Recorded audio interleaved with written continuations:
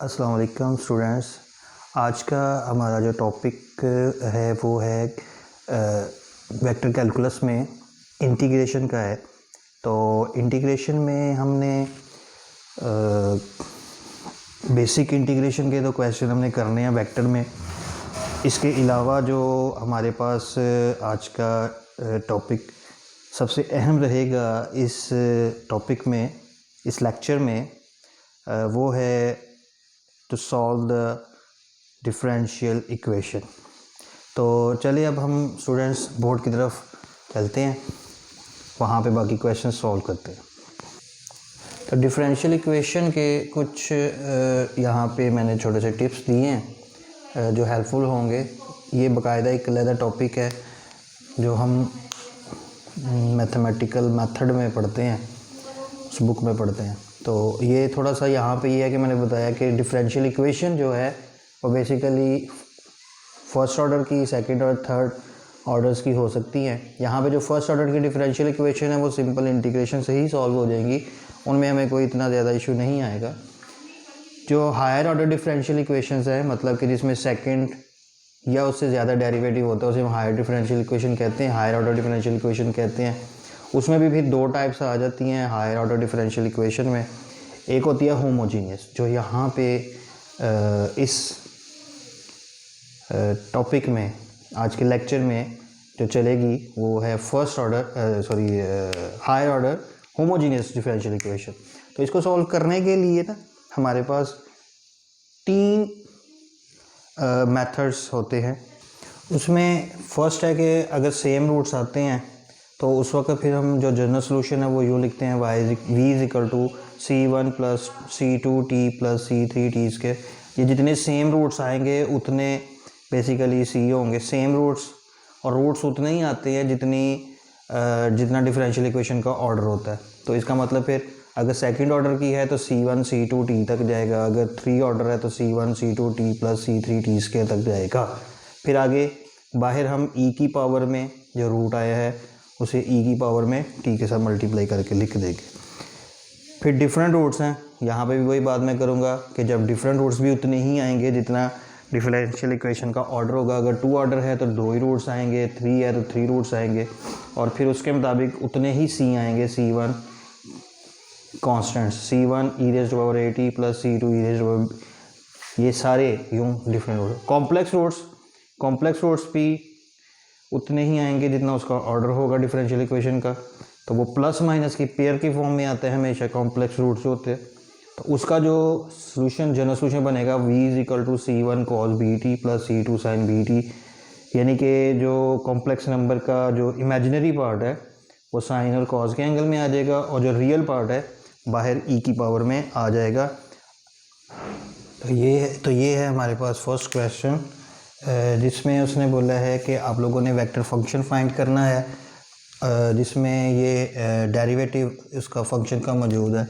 तो डेरिवेटिव से हमने इसको इंटीग्रेट करना है।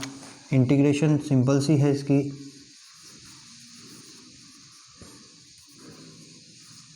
Integrate both sides. जब हम f' को इंटीग्रेट करेंगे तो वो f(t) आ जाएगा, और इस सारे की integration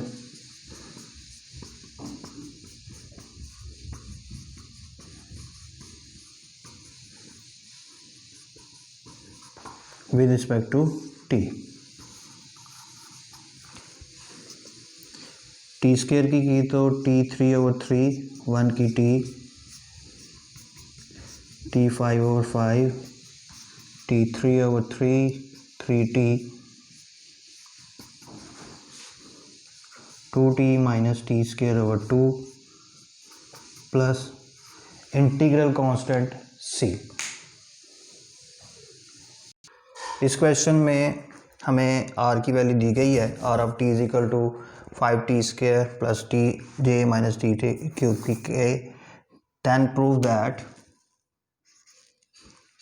r cross d² r/dt² definite integral from limit 1 to 3 with respect to t is equal to -52i + 400j - 40k। Let's start। इसके हमने सेकंड डेरिवेटिव लेना है और फिर दोनों का क्रॉस प्रोडक्ट करना है।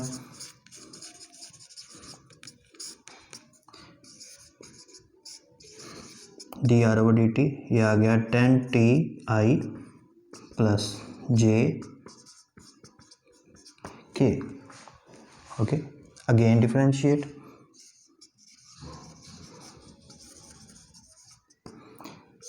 डी स्क्वेयर आर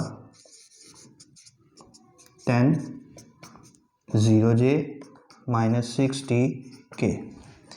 तो अब हमने इन दोनों का आर का और सेकंड डेरिवेटिव का क्रॉस प्रोडक्ट करना है।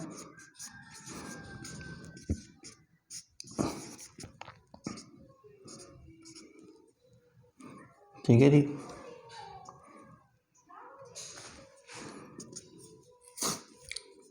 तो वह आई जे के आर के कंपोनेंट आ गए हमारे पास 5t square t minus t cube और d square r over d t square, second derivative के कंपोनेंट्स आ गए 10 0 माइनस 6t। ठीक है, ओके। तो अब हम इसको डिटर्मिनेंट को ओपन करते हैं। तो ये डिटर्मिनेंट ओपन करने के बाद जो रिज़ल्ट बन जाएगा हमारे पास वो है माइनस 6t स्क्वेयर आई, इसको इससे किया तो माइनस 30 माइनस 20 बन जाएगा और ये हो जाएगा प्लस 20 टी क्यूब जे और इसको इससे माइनस 10 टी के। तो ये हमारे पास इन दोनों के क्रॉस प्रोडक्ट की वैल्यू आ जाएगी। अब हम इसको इंटीग्रेट करेंगे क्योंकि हमारे पास जो प्रूव है वो ये है कि इन दोनों के क्रॉस प्रोडक्ट की डेफिनेट इंटीग्रल करना है फ्रॉम लिमिट 1 to 3।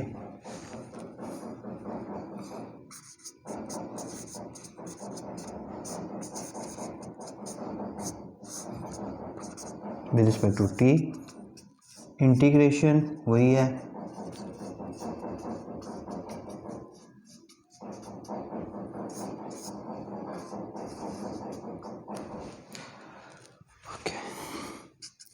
इसकी आ जाएगी माइनस 6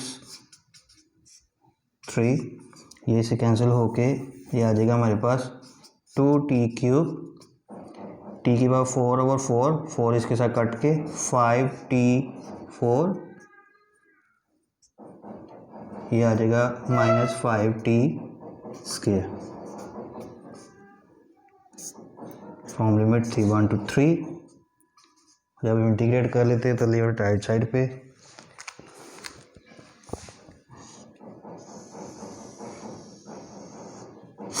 अब हमने ये लिमिट पुट करनी है अपर माइनस लोअर। तो यहीं पे हम अपर माइनस लोअर लिमिट पुट करते हुए यहाँ पे t की जगह 3 पुट किया,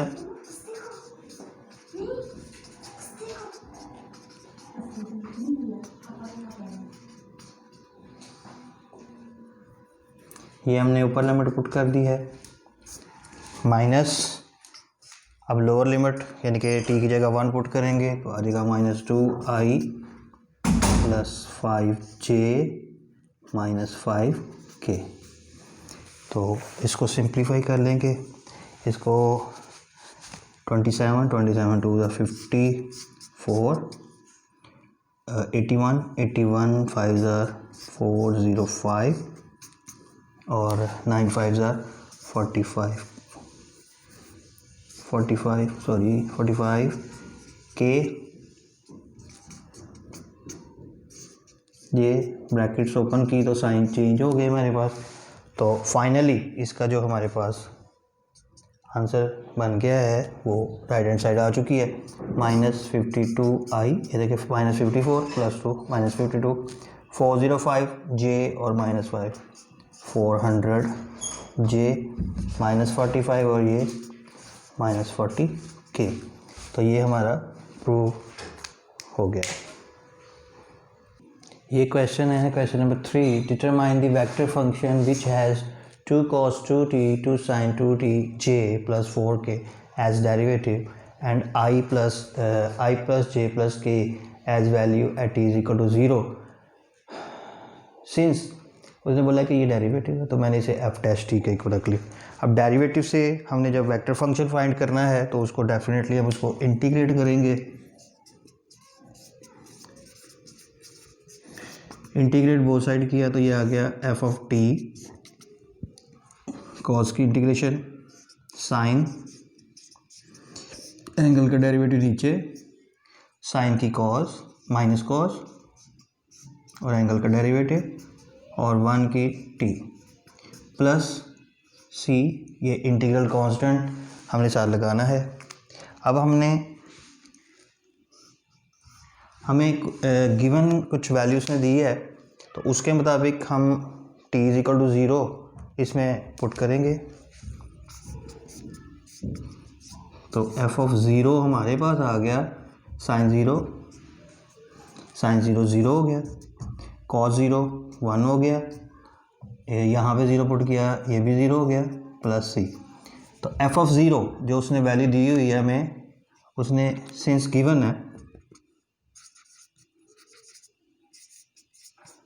वो i प्लस जे प्लस के ये है। तो अब हम दोनों को कंपेयर कर लेंगे।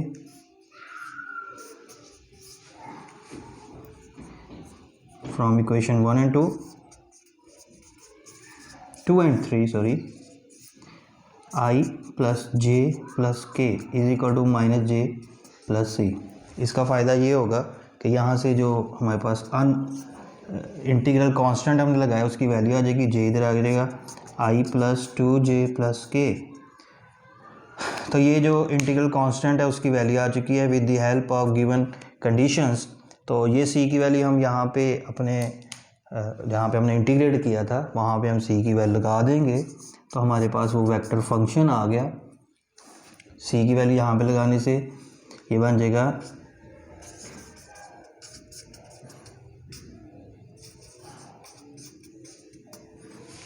प्लस 4tk और ये c की value plus i plus j 2j plus k।